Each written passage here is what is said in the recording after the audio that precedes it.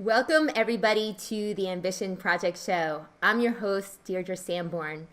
On this show, I interview ambitious business leaders who share their big ideas and personal experience about how they're making a positive impact at work and in their communities so that you, the listener, may be inspired to do the same. If you like what you hear on the show, subscribe to it on iTunes or on my website at www.theambitionprojectshow.com. Today, I'm with Scott Halford. He is an international authority on emotional intelligence and the use of neuroscience in business. Scott is also the best-selling author of Activate Your Brain, How Understanding Your Brain Can Improve Your Work and Your Life. So Scott, thanks for joining me on the show today. And I'm very interested in having you share your insights about your book, Activate Your Brain.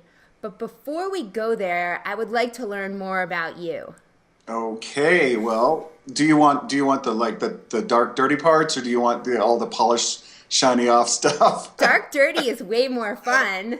All right, well, after I was a stripper in college, no, I'm Hey now. totally joking. Well, Right. It's the Ambition Project. So my ambitions began in my first career was in TV, actually, which is an interesting thing for most people because they don't see the jump from TV to how I became a kind of a speaker, writer, educator. And there actually was a very natural thing in college. I actually competed in speech, and then when I went and got a career, I didn't know that you could speak for a living, so I got into television, just another form of communication, really. And I was there for about 10 years. The last 3 years, my job was to coach and work with anchors and reporters, and then it turned into executives on camera work and being likable and increasing credibility. Then it morphed into coaching people around presentation skills. And in 1990, I went out on my own, started the business, and did a deep dive back into a realm of emotional intelligence, and then really began working so much in the area of medicine and science that all of those people, they wanted the brain science behind it. So went back to school, studied the brain, and here we are today. So that's how I am. Yeah, been 26 years though since I started my own business, which is really kind of cool. It's kind of fun. Yeah, I could tell you're having fun. Yeah. So let me ask you, were you always naturally outgoing and gregarious as a kid? Well, I think I had to be. I mean, I'm number 5 of 7 children. And so in order to be seen, I had to, hey, I had to be a little bit wacky, I think. Who knows, how that all came out. But certainly I've always been the one being told to shut my mouth. Well, well, it's funny because as you point out in some of your books and the talks that you give, your upbringing has an influence on who you are and who you become, but you can choose who you end up being in the world, in effect. Mm-hmm. So I'm wondering, from your own perspective, your own personal perspective, what percentage of who you are today and what you've chosen as a career is a part and parcel to your genetics and your upbringing and to your choosing? Yeah. Well, it's the $1 million question right now. Social scientists and behavioral neuroscientists really look at kind of what the genetic encoding is. And then back in the 80s, we did the whole genomic study with twins, trying to figure out with identical twins, looking at DNA and looking at kind of what behavioral attributes come through the genes. And things like aggression. We know that is a genetically based behavior. We know things like happiness are also there's a set range there. Is that true? Yep. There's a set range with happiness, and the good news is that you actually have about a 40% chance to change it if you wish. So that's huge from a behavioral standpoint. I mean, even if you had a 10% chance, that's enough for you to actually jump in there and do something. So having a 40% chance to be able to work on yourself, even from the genetic component, is really huge. I think a lot of people think that genes are a determinant of your life. Now, they might be of your color and your hair color and your eye color and your skin and certainly maybe certain diseases, but it's not for behavior. They really are considered to be just a suggestion.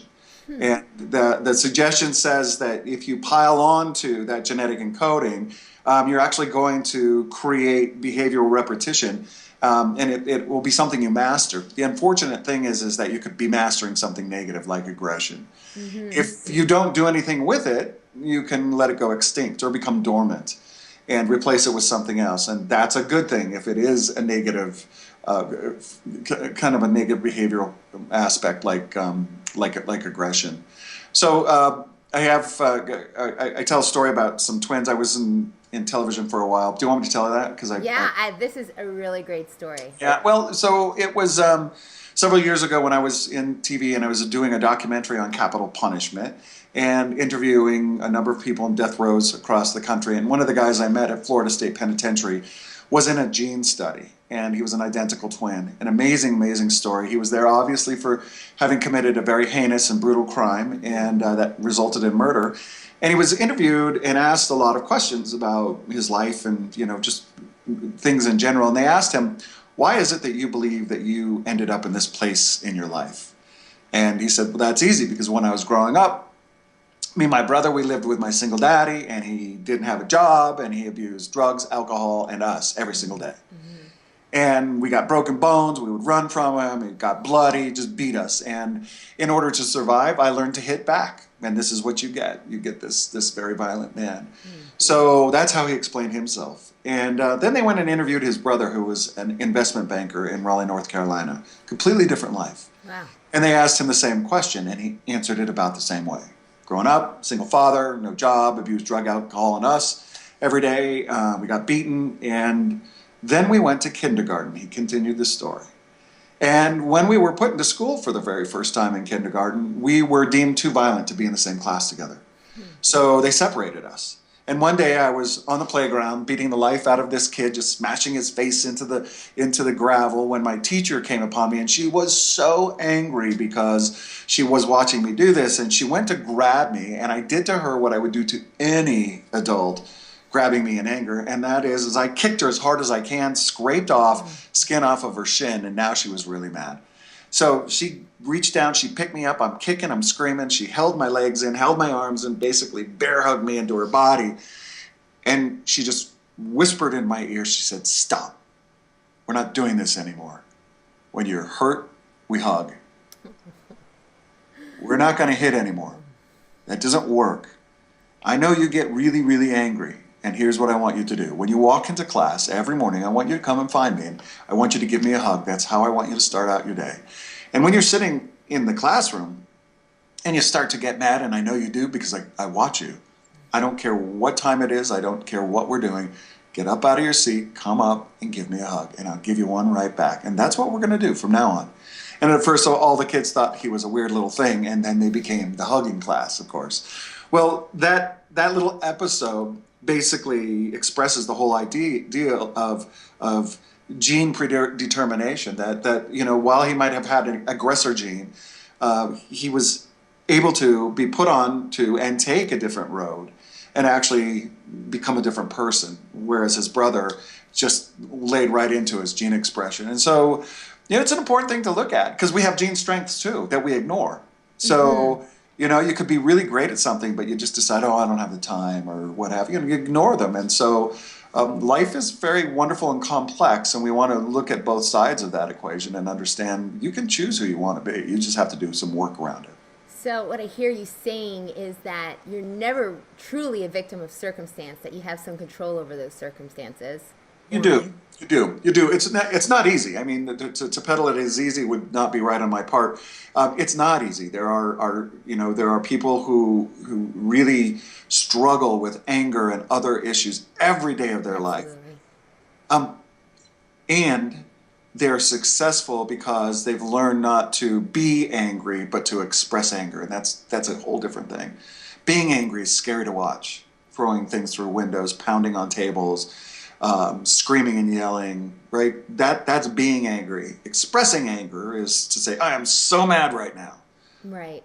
We can get away with that, but so people struggle with that, and the idea is that there are better ways to manage some of the difficult things, and there's some really great ways to actually pile on top of the positive things. But again, there has to be an awareness that comes with it. Absolutely. So, how does this relate to the work that you do with business leaders in the workplace? Well, the arena that I work in is pretty high level executives, and really getting to the place of, and I think it needs to happen earlier, quite frankly, is really getting to the place of understanding what is my impact. You know, when I walk into a room, how do I feel to the place? How do I feel to other people? How am I impacting people? And am I choosing that impact? Am I living by default or am I living by design? And I think a lot of people live by default. They live at they're prey to their own mammal brain, the emotional part of the brain.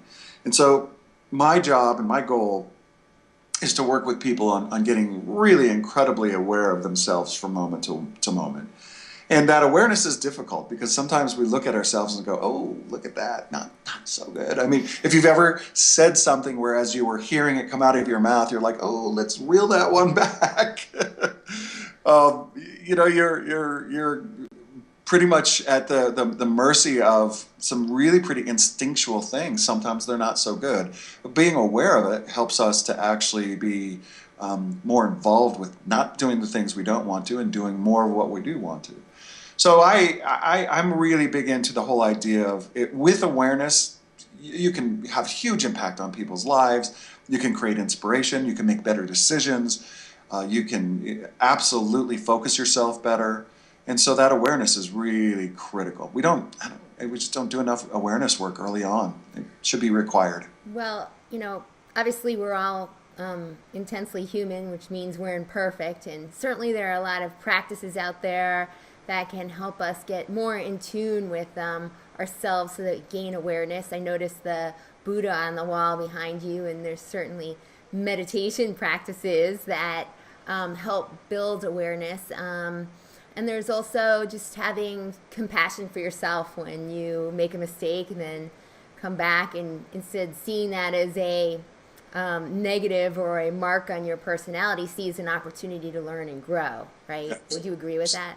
Yeah, 100%. Yeah, I think we're rougher on ourselves than anyone else, and we have, there's the whole perfectionism syndrome, and people laugh and they're like, "Oh yeah, I'm a perfectionist," and I want to say to them, "Do you realize that that's now in the DSM, the Diagnostic Manual for Mental Maladies? It's actually not something." Wow, is that true?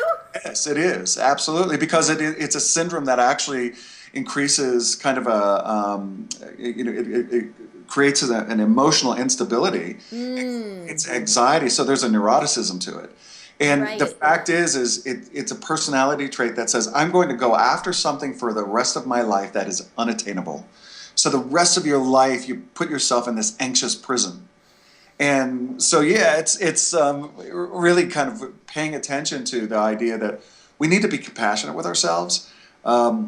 We are going to interrupt ourselves and interrupt our lives more than anyone else ever will. We have like 70,000 thoughts a day that have the potential to interrupt us.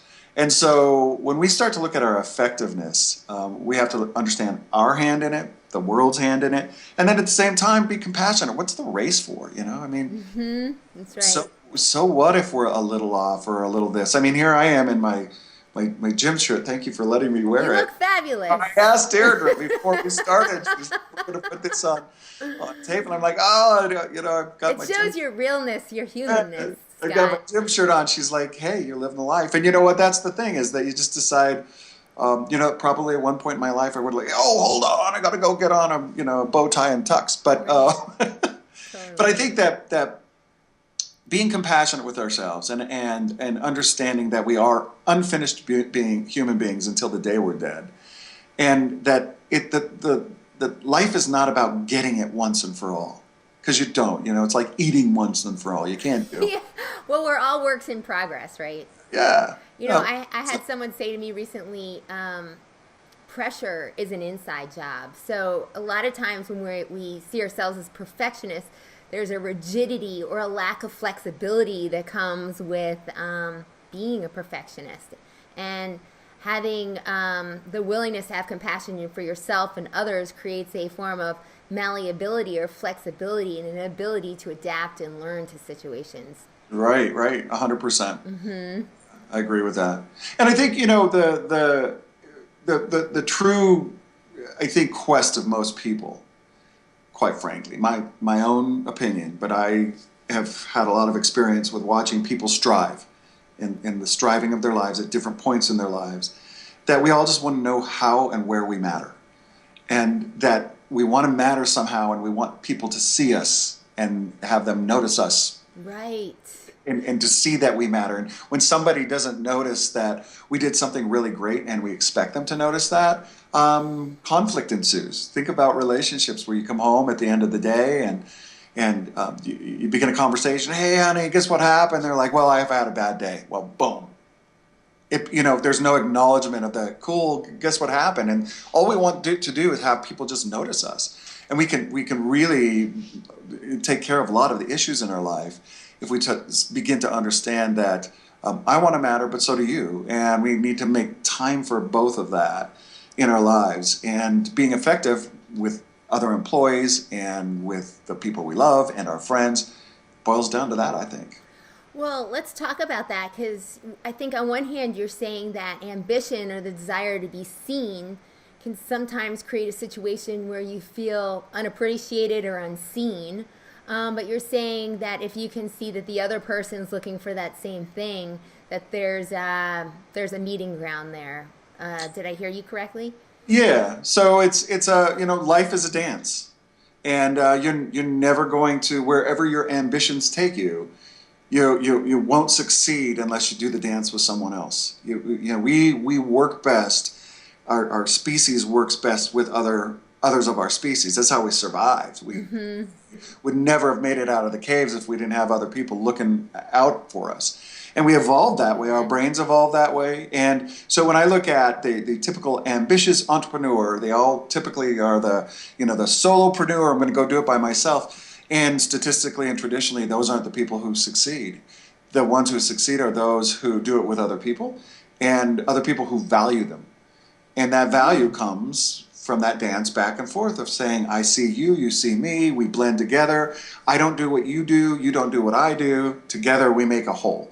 And you complete me. And so you complete me. Yes. Well, tell me a little bit more about this. This is the first time I've heard this said about people succeeding in community. And I'm a big believer in community, which is one of the reasons why I initiated this podcast show, is because I'd like to draw leaders together in community around big ideas.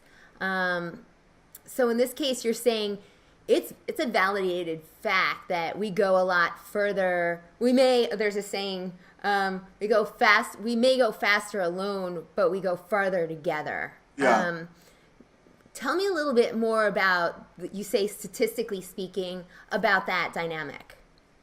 Well, there are one of the books I would recommend people to read. It's called The Wisdom of the Crowds, and I can't quote the author off the top of my brain, but because it's one of those ones with Z's and Y's and W's and X's in it. But Wisdom of the Crowds. Okay. No vowels in it.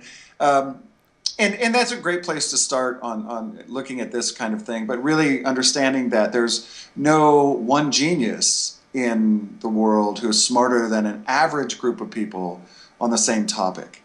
So if you get a group of people who are average on the topic and you actually have them work together on an issue and you take one genius, the group will always outperform the one genius. That resonates with an earlier interview I had with Steven Shapiro, where he was talking about the importance of diversity. So having different experiences.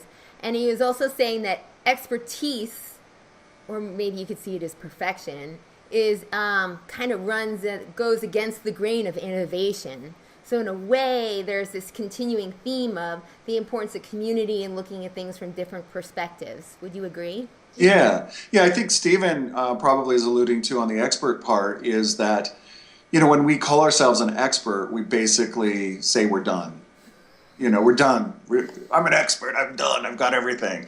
And so I really don't like that word, actually. I like expertise, but being an expert connotes to a lot of people, there's nothing else for me to learn. So when you get experts in the room, they all fight to validate what they already know and how. I think if you have people who are subject matter experts or subject matter non-experts, that they have expertise in an arena, and you bring them together, that diversity of mind brings up a whole another group of thinking, because in neuroscientific math, it really doesn't add up. 1 + 1 does not add up to 2. There's you, That's one. There's me. That's two. Right. And then what it creates when we're in the room is a third thing, and that third thing is us. Yeah. And we are neurochemically different just from being in each other's presence. Well, now I add another person in, and now we've magnified the group even differently. Take one person out, and it changes. So the idea of getting the right people in the room to think about things and to create a place where it is okay to be diverse and thinking differently, you create huge genius. And so then your ambitions can be realized as opposed to trying to do everything yourself. I had to learn that lesson myself. So it's a critically important one, I think. So it's the amplification of thought. It's 1 + 1 = 3. 3 plus whatever is, who knows, something squared or. It's exponential. Right. It's exponential. Yeah, and the sad thing I think about our culture, and I'm talking the Western culture, is we're a we culture. Me. We're a me culture because even though we went in the '80s and went to Japan and said, wow, how come they're beating the heck out of us in the car industry, and went, whoa, they're working in teams and they're actually working together doing different things in a team, and we came back and imported that here and tried to do the team thing. Doesn't work very well, quite frankly, and the reason it doesn't is because we still reward through the me. Pick me. I'm the one who had the idea. Right. And so that's who we reward. We don't reward in teams. So we're really a very individualistic society, and it permeates how we operate. And I would love to see that change a little bit, even if it's just philosophically, to say, I need the best team around me. Nobody's a boss. We all do a different thing. We literally are self-directed, and we all have a different strength. My business partner is my business partner in this business. She doesn't do what I do. I don't do what she does. And together, we create a whole business. It's perfect. Do you have any recommendations on how that behavior can be driven in the workplace around supporting teams and incentivizing them toward working together as a team? Well, yeah, I think from a lot of cultures would not allow just a lump sum check to be paid to a team, so that's probably not going to happen anytime soon. But from a more just leadership style, one of the things that I think is really critically important for teams is every single time there's a new person put on the team, that dynamic changes, and what we have to do is reintroduce the team to itself so that they understand that the chemistry's going to be different. Right. It feels very unsafe when you add a new person because who is this person? What job do they want? So on and so forth. And creating context. And that is, if I'm a leader and you're on my team and that person's and we get together and we sit around, I'm going to have those discussions that, especially for a new team, to say, so Deirdre, tell us a little bit about your background and what is it that you bring in terms of IT, because our department's on IT. What's your experience? And then we go to Scott. Scott, what's your experience in IT? Oh, well, I came to it from this way. And we begin to see that the puzzles fit really differently and that you do this and I do this and they do this. And a great leader brings that out in all of the people and everyone understands it. There's no confusion of context. So you suggest being very intentional each time the group dynamic changes about learning what the differences, strengths are of each team member in order to amplify that benefit? 100%. Context is captain for a team. Yeah. If I feel like I'm replicating what you're doing, I will compete with you to win. Interesting. If I feel like what I'm doing is adjunct to yours, there might be some overlap, but it's a great article that I'll have you read is called iPencil.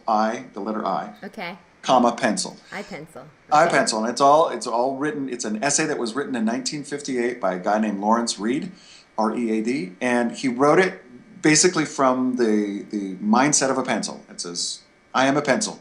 This is my avocation, my vocation. It's all that I do. There is not. I'm a simple pencil, and there is not one person in the entire world who knows how to make me." And it goes on to say, because there's the lumberjack who cuts down the trees. There's the people who will cart off all the lumber. There are the miners getting the graphite out for the pencil. There are the castor bean farmers to create the lacquer on the outside. There's the metal and the rubber. And I think that's so true of any great organization. It's just you have to figure out what part of the pencil do you bring. But the pencil wouldn't be a pencil unless we had your part. Right. And when people understand that you need me, I don't need to compete with you. We need to talk to each other because my rubber's not going to fit into your metal band unless it's done correctly. Then we begin to have teams that absolutely soar together. Are more cohesive. I actually do work with teams in terms of just doing that, is getting them to work more cohesively together. And one of the first things that we focus on is the element of trust, which is the foundation of building that cohesiveness. And it's sort of like the way we began this interview, in that trust begins when you understand the person more personally, like what's their background, where it creates a commonality. And as like touchy-feely as that may seem at times, I think it's so important. I mean, I would say it's essential to have an understanding of, I mean, you don't have to get in the deepest, darkest, like dirtiest fears or whatever of each person, but a general understanding of, hey, what's your background? What drives you? What motivates you? Hey, I do too. Or, wow, that's interesting. That type of thing. Would you agree? Yeah, for sure. Sandy Pentland, who is a man, Sandy Pentland, Pentland. Again, I don't have the name of his book at the tip of my tongue, but I would encourage you to read his. He's out of MIT, and he's a social psychologist and looks at what makes groups smarter. One of the things that he does that makes groups smarter, one of the things he looks at are three things that makes a group smarter. Number one is the even distribution of taking turns in a group. So if a group is dominated by one person, they're not as smart as a group where they're very, very deliberate about everybody taking turns. The second thing is the degree to which the team knows each other outside of the topic of work. Yeah, which is really interesting. And the third thing is a gender split, 60-40 women to men. They're a little bit smarter in new groups. And that's because women at baseline are better at number 1 and 2. They're more collaborative at baseline. Men are more competitive. And at baseline, women are more social. Men will talk about the weather and sports when they meet each other. So the part about being social is not touchy-feely. It's kind of like, if when you go and you hang out with your work pals outside of work and you talk about the kids or a raft trip that you went on or a ski trip you go on a vacation, all of a sudden when you're having to run up a hill, a work hill, and you got to get to the top and nobody really knows why we're doing it, when we trust each other, and we trust each other because we know each other, we're not going to ask for a lot of data. Why are we doing this? We just know that we know each other. So that's an absolutely incredibly important elixir of trust. Without it, you just can't get anywhere. Trust and diversity. And so this diversity initiative thing that a lot of companies are starting to adopt, there's actually some statistical validity in that. Yeah. Well, yeah, and you want diversity of mind, diversity of gender, diversity. That's right. So not just like 60, we must have 60% women or 60% whatever, cultural diversity. I think what you're saying is just true diversity in the ranks on many levels. Yeah, you get richness that is beyond anything you would get if you got all white women or all white men in a room. Right. So I think it's really important to turn to your latest book called Activate Your Brain. Maybe you could tell us a little bit more about some of the key points in the book that are important for business leaders to understand. Yeah, I'm real excited about this one. It took off like wildfire. It came out last May and hit the Wall Street Journal in September. Its list in September, and only because it feels like I'm bragging, but I'm really not, because I didn't expect it, except for I think people are really interested in their brain. Right. And I think they're interested in their brain because we're watching our parents, and it's not good news a lot. And we don't want to be that. And I think as we move along, we begin to look at how can we begin to take care of our brains. We spend more money on our car than we do our brain and our body every year. And I think... I never thought of it that way, Scott. I know, it's kind of... It's like, wow. It's not in good. Perspective. I know. And so I think the book really highlights how do you get all the things that you want. You want stamina. You want focus. You want to get more effective. You want to be able to make better decisions. You want to be able to interact with people more effectively. And all of that is born out of your brain. And if you don't have, number one, a great understanding of how it operates, number two, how you operate when your brain is at its best and when it's not, and we all have different rhythms. And number three, if you are constantly abusing it, by not sleeping, by not eating properly, by not exercising properly. You are all of those things that we talked about that you want, the stamina, the energy, the focus, decision making, so on and so forth. They're all going to suffer, and you will actually, in the meantime, be the victim of a shrinking brain. And our brains shrink anyway. Right. From the time we're about 30, 25 to 30, the brain stops its growth. And then we're all now for those of us at 30 or over, we're on that slow shrink down to decay. But it doesn't have to happen as rapidly as it once did, because we now know how often the brain needs breaks. We now know how much sleep we actually need, how much exercise we actually need. And all of these things that we pay attention to in the book, sleep, food, exercise, learning how to really work your attentional control, working your emotional intelligence, really figuring out what your stressors are, understanding what the stressor hormones are and what the positive stressor hormones do. When you can begin to live life a lot more deliberately, and it's not like living through a textbook, you do things physiologically like plump your hippocampus, the place where we store our memories, and the frontal lobes of our head that allow us to think deeply and quickly well into old age. And we kind of, we literally affect our overall well-being because we're not living in a swill of negative neurochemistry that's just depressing us and eating our brain and our body at the same time, literally. Well, Scott, it all seems kind of overwhelming in a way, because like, oh, well, I have to exercise and eat right, but now, like, I need to exercise my brain, and, most people like some easy type of cheat sheet or some fact list that they could check off. Do you have any basic recommendations for people to help them continue to build on their brain capacity, or at least prevent the shrinkage, if you will? Yeah, and everybody does. They want the pill, and there is no pill. And if you want the life that most people want, you've got to be disciplined about it. And it's not easy, but it's not difficult, right? It's simple, but complex, meaning that you have to put the time in.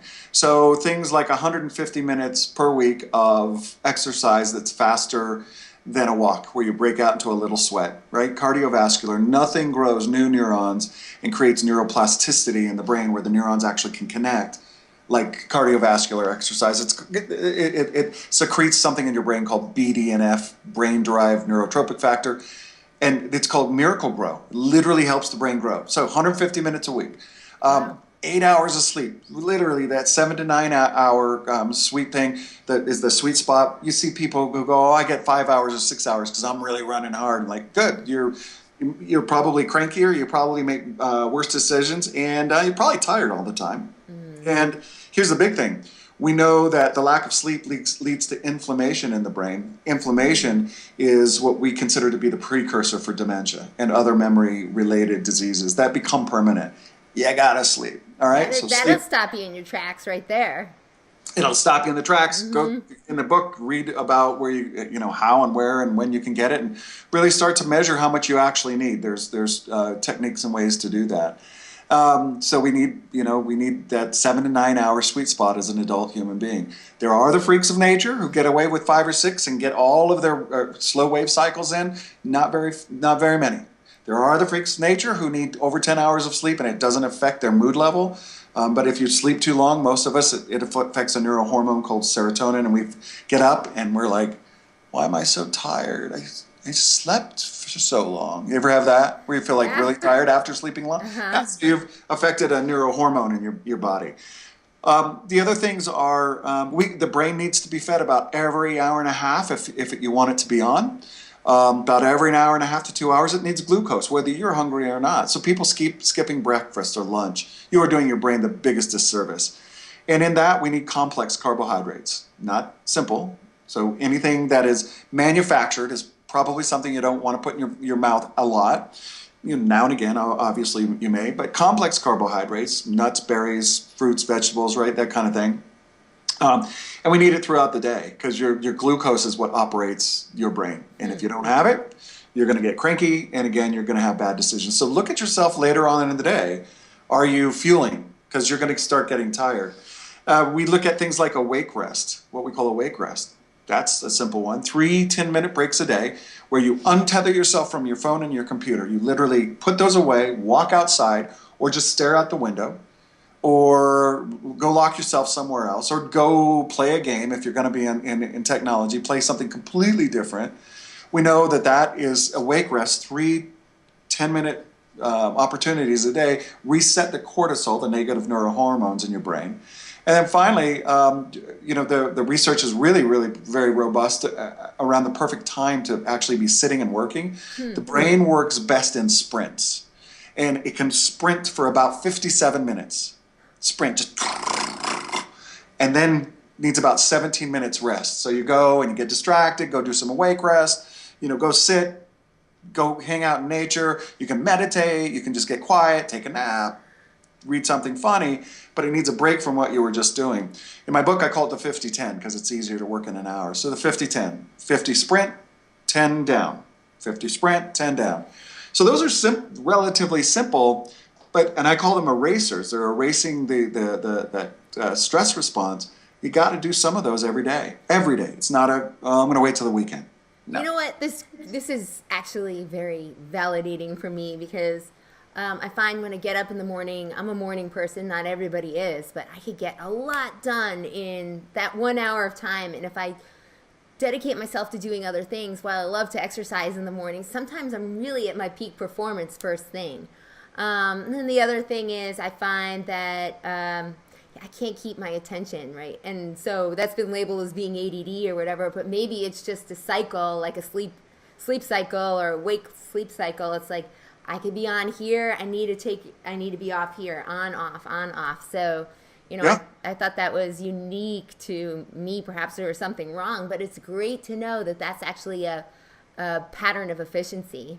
We're living in a disruptible society where we are disrupted throughout the day, plus the 70,000 thoughts that can interrupt us that we have. Right.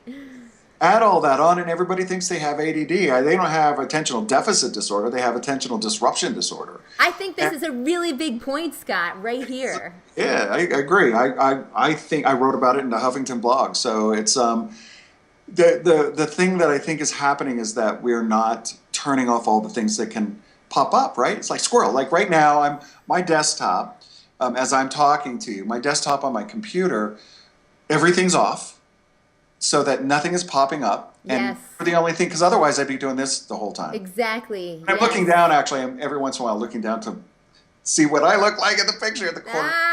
Should I fit the screen kind of thing. Do I look But good? Oh, yes, I look good. good is not, good is not what I ever think about because I know that's not the case. But the point is that when we got pop, right? The squirrel. Right. Of course we're going to be distracted. We like shiny pennies. We like stuff that comes into our focal point. And here's the thing, and I talk about this in the book, is that 1 hour of focus time, if you can learn how to do it, and again, we're talking about the 50-minute neuroscientific hour, 1 hour of focus time equals about 4 hours of distracted time. So if you learn to focus, you'll get done more in 2 hours than you did in an entire day. But learning to focus is a skill. You have to dedicate yourself to it. So when people say, I want something easy to learn to do, it's very simple to learn how to actually give yourself attentional control. It's very difficult to stay disciplined to it. So You gotta do give it. me an example of that, or how do people learn attentional control? So through things like mindfulness, in a workshop, I speak in corporations all over the world. I do a workshop where we use a raisin. They put a raisin in their mouth, and I actually detail this in the book. Put a raisin in their mouth. It's gonna be there for 90 seconds. They can't keep time. The raisin has to be constantly in motion. At the end of the 90 seconds, they have to have some remnant of the raisin left over in their mouth. Actually sounds a little gross, Scott. Yeah, it's a little disgusting. So I have to have control of the raisin. And we do 2 exercises like that. The first time I ask them, I say, all right, you're going to put the raisin in your mouth, 90 seconds, don't keep time. Got to have some remnant of the raisin left over at the end of 90 seconds. The only thing you can think about is anything but the raisin. And so they let their mind wander. They notice how difficult it is because that raisin's in their mouth. That's kind of like people walking by, pop-ups. They're all right there. Learning to control that is really critically important, and allowing themselves to wander. That's called the default mode network. That's the wandering network. It's where creativity happens. Attentional control happens in the second network. Same activity, 90 seconds, remnant of raisin, done when it's still there when you're done. And the only thing you can think about is the raisin this time, the second time. And you know how hard it is for people not to, they're going and they're chewing, they're like, raisin, they're sweet. That bad for your teeth? I need to go to the dentist. Right? Do you see how, right? We're all, and it's this constant pull, and it's only 90 seconds, and people pull away from the focus of the raisin on average every 5 to 7 seconds. So we're that easily distractible. So learning to stay controlled on the raisin, and it could be a flame, it could be an almond, it could be, you can do it a lot of different ways. We just start with the raisin. Any mindfulness is what that is. Putting in mind, filling your mind full of what you want it filled with, teaches you how to stay focused, because focus is one of those things. It's two things. It's inhibitory and excitatory in the brain. It's excitatory because I'm saying, look at this. That excites the neurons, right? It says, do this. But it also says, don't do this. It inhibits. It says, don't look at all the things that are trying to get your attention. The intersection of those two, that hard work between those two, has been found to actually grow the frontal lobes, increase the thickness of the gray matter of our because that atrophies as we age, and then that hippocampus in the middle of the brain that stores our memories, and that comes from awake rest and learning how to do it. And unfortunately or fortunately, you have to get to the place where you're able to do it for 45 minutes a day. You can break it up into different pieces. But it's hard work to keep that brain intact. It is, but you can, and you're gonna be doing something anyway. Why not begin to fill your day with a few minutes here and there? True, and if it means, like, for the longer term, one, you maintain your brain capacity. It's sort of like growing a muscle, right? Or exercising a muscle. It's doing the same thing for your brain, so you could live a longer, healthier life. Yep. On all levels, intellectually, physically. I mean, that's it. You don't want to just have a body at the end of it all. No. You want your brain to be available too. Yeah.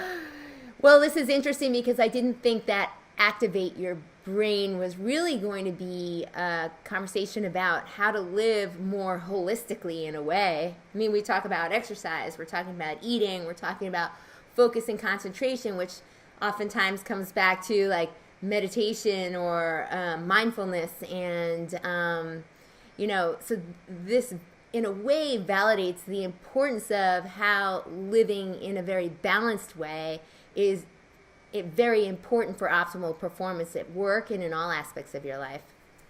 Yeah, I mean, it really does take a look at, if you're going to manage those stressor hormones that will literally eat your body away and batter your immune system, which leads to cancer and myelin sheath diseases and gut disease and aging. And we really look at the science behind it. I mean, the brain is so suggestible. It's such a sensitive little imp. It says, tell me what you want to do, and I will work to the nth degree to do it. Well, we overload it. And it works so hard to give us what we want, and then eventually it just says, I can't do it all. And it just shuts down, and we fall down. We fall into exhaustion because the brain's eating all this glucose. Your brain eats 25% of all of the available glucose in your brain, in your body. And your brain's only 2% of your total body weight. Wow. So it is incredible. It's hungry. So when you are stressing, every time you stress, you're eating glucose because cortisol and glucose travel together to deal with the stressors. So we want to manage ourselves better, and no one ever gave us a manual for our brain. And many people work out, and that benefits the brain. But if you begin to really think about what the brain needs, there are some extra things above and beyond the exercising in a gym, and it needs. We think, I work out every day. Well, how do you deal with your stress? I work out every day for 2 hours in the morning. Great. What happens when that poop parachute comes into your office and lands in the middle of the day? Poop parachute. Right? Just, what happens then? And, how are you able to manage your stressors then? Because that exercise benefit is worn off. And certainly you might have reset your cortisol at that point in the day, but we need to revisit it throughout the day. And so we need to have more adaptive things that we can grab to throughout the day that aren't a big deal. That are literally get up, walk away, go drink water. Your brain needs about 10 times more water than other body cells. Right. Go take a walk and drink water. And so we're all really afraid to do or think about kind of how basic the needs are for the brain. They are basic. There are 5 or 6 things we want to pay attention to every day, but it's every day. And your brain is never going to take a break until later. And when it does, all things are going to be lost. What you want to do is give your brain a fighting chance, and pretty much it doesn't take a break. You shouldn't either. You got to pay attention to it every single day. Well, that helps you, to get back to your original point, maintain control, stay focused, and have stamina, right? Yep. Each one of those things. Yeah. I mean, I look at people who are tired and I'm like, okay, well, tell me about the stressors in your life, What are you managing? Because your brain's eating glucose somewhere. And that, think about when you're really hungry. Have you ever had that low blood sugar hungry? Yeah, I call it hangry. Yeah, hangry. Know how you get? You get really angry, you get cranky. That's what your brain's doing. Yeah. If you're not feeding yourself, you're not taking care of it. Your brain eventually just shuts down. And I have 2 brothers who are type 1 diabetics, and they are the perfect examples of what happens when low blood sugar hits. We can see them. I mean, they become uncommunicative. They can't think. They become really grumpy, and we go like, oh, Doug, need a little candy bar or something, right? We're looking for fast sugar in a diabetic situation. But for the rest of us who are not diabetic, we want to actually give ourselves a nice, slow, complex carbohydrate drip. One of the worst things to come along, in my opinion, the longest time, where the advice that people, I think, took wrongly, but for all the diets that said cut out carbohydrates and then slowly add them back in, and people were wholesale cutting them out. Wow. And, so we had a bunch of skinny, dumb people roaming around, right? Right? So you'll get skinny, but you can't think. So you need the complex carbohydrates, and I think most of those diets would acknowledge that you need the complex ones. Yes. But people were wholesale cutting them out, and it's dangerous. You want to get rid of this. And the easy way to think of it, simple are things that are man-made. There's a quick uptake into your brain and then a quick dispersion of them, and then they're gone. And they play with your islet cells. They mess with your insulin. Not good. The slow tick is what your brain wants to handle on a regular basis. And those come through fruits, vegetables, fish, meat, even all the things that we kind of need on a regular basis. So we want to. And they're part of a healthy diet. Healthy diet. It's if you're gonna be an ambitious go-getter, kind of get out there and become a hardcore entrepreneur, I will just say this: you want to begin to look at yourself like you're an Olympic athlete, and an Olympic athlete would no more Absolutely. not take care of all of those things than you should, because your tool is your brain. It's not your legs and your arms and your muscles. It's your brain, and every single day, taking care like an Olympic athlete would put you on that same thing. I don't know very many effective people who live a really intensely, unhealthy life every once in a while, but then they die. Well, it gives you longevity. It gives you stamina. It makes you just a better person to be with too. More enjoyable. Your well-being. You just feel in a much better mood for sure. Yeah. Well, you've been an incredible resource here today, and you've definitely given us several other resources to look at. You had mentioned the Huffington Post article. Do you remember what that is? And if not, you could share the link with us afterward, and I'll include it. So, if they just go and Google my name, Scott, with 2 T's, Halford, Halford, they'll see all the articles I wrote. I've also written for Entrepreneur Online. They could do the same thing. Just go to entrepreneur.com. and HuffingtonPost.com, and just put my name in, and you'll see all my articles. So I write about the brain, and I write about its impact on our daily living. That's great. And then I ask all my guests if they have a favorite ambition quote that they like to share with the guests. Do you have one that you can share with us today? Yeah, I don't think it's fair. It's a quote for myself, which sounds. Hey, that works. Whatever works. I stumbled across it one time in a workshop, and I went, "Huh!" And everybody peeked up, and we decided that it might be accurate. And what I say is this: is the degree to which you keep your agreements with yourself is the degree to which your life will work. Explain that a little bit more. Yeah, it's about we keep agreement. We have agreements all day long. Oh, I'm going to go exercise. Oh, I'll call you. Oh, I'll go do this. I mean to do this. I'm going to pick up this. Yeah. You look at when your life falls apart. It's that you're not keeping these agreements. You're not following through. And when the brain gets overloaded from the messiness, it can't follow through. And so, really, living a life that allows you to keep your agreements makes you be congruent, makes you be trustworthy, because the brain looks for consistency, and that's part of trust. Is consistent behavior over time equals trust. So you become consistent. If you say you're going to call me, you actually call me, right? It's not just kind of the maybe.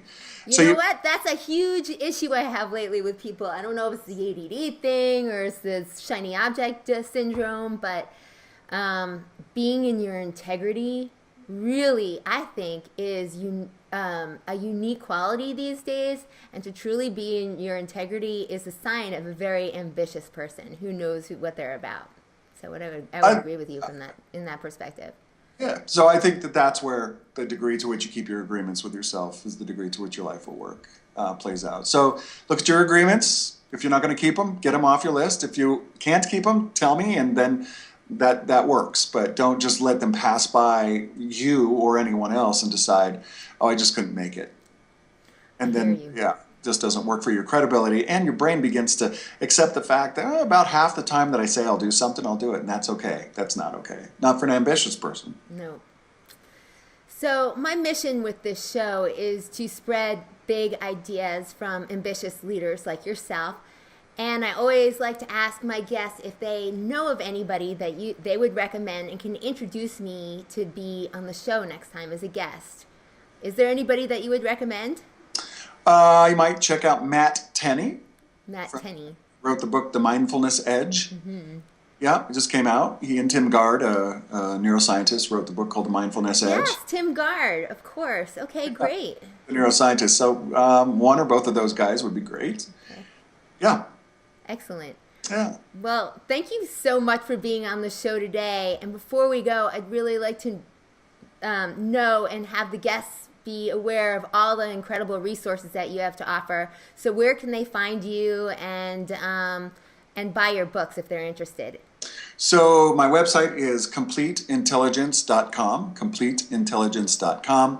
They can find me at Scott, with 2 T's, at CompleteIntelligence.com. And you can go to Amazon or your favorite bookseller online and order the book. It's in both ebook format and hard book format. So there you go. Excellent. Well, it's been so fun having you on the show today, and I believe you're giving away 3 to 5 free copies of your book.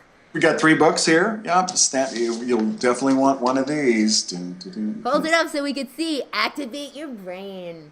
Yes, excellent. And and you said that was a Wall Street Journal bestseller. That's right. So you got to get on that, folks. Get on it. All right. Well, you can find everything that Scott talked about today, including links to the great articles, the books that he mentioned, by going to www.theambitionprojectshow.com. You could also find us on iTunes. And while you're there, please make sure to leave a comment and provide some feedback on what you found helpful about this episode today. Scott, it's been an incredible pleasure to have you with us, and you've been a great resource for ambitious leaders like yourself and me. Awesome. It's big. Yeah. Well, stay ambitious and get out there and make the world a better place. Thank you for joining us today.